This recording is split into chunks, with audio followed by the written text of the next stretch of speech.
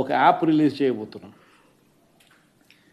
రాష్ట్రంలో ఎక్కడైనా కానీ ఎవరికైనా కానీ ఏ అధికారితో అయినా కానీ హరాస్మెంట్కి ఎవడైనా లోన్ అయితే ఆ యాప్ లేకపోయి యాప్ అడిగే క్వశ్చన్, నీకు ఏ రకంగా అన్యాయం జరిగింది అని.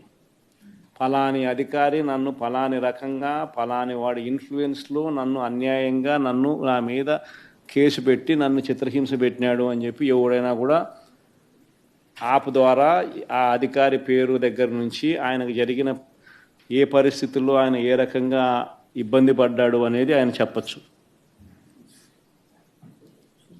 ఆయన దగ్గర ఏదైనా ఆధారాలు ఉంటే ఆ ఆధారాలు కూడా ఆయన అప్లోడ్ చేసే ఫెసిలిటీ కూడా కల్పిస్తూ ఉన్నాం. సో ఇంకో బటన్ నొక్కితే ఆయన కావాల్సిన ఆయన దగ్గర ఉన్న ఆధారాలు ఏదైనా ఉంటే ఆధారాలు కూడా ఆయన అప్లోడ్ చేయొచ్చు. ఆటోమేటిక్లీ ఆ కంప్లైంట్ మన డిజిటల్ లైబ్రరీలోకి వచ్చేస్తుంది.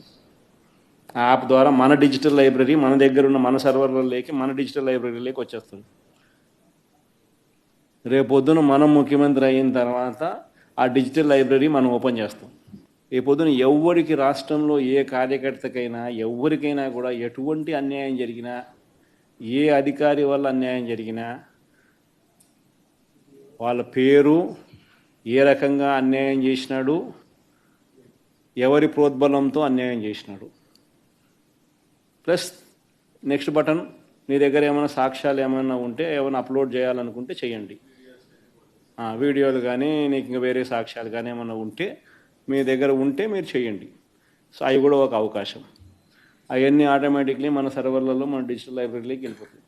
మనం వచ్చిన తర్వాత అవి ఓపెన్ చేసి ఎవడెవడైతే మన కార్యకర్తలను అన్యాయం చేసినాడో వాళ్ళందరినీ కూడా చట్టం ముందర ఏ రకంగా నిలబెట్టాలనో ఆ రకంగా నిలబెట్టించి అందరినీ కూడా సినిమా చూపించే కార్యక్రమం మాత్రం జరుగుతుంది. వాళ్ళు చేసినవన్నీ కూడా వడ్డీతో సహా ఏదైతే నువ్వు ఎత్తుతున్నావో అదే పండుతుంది.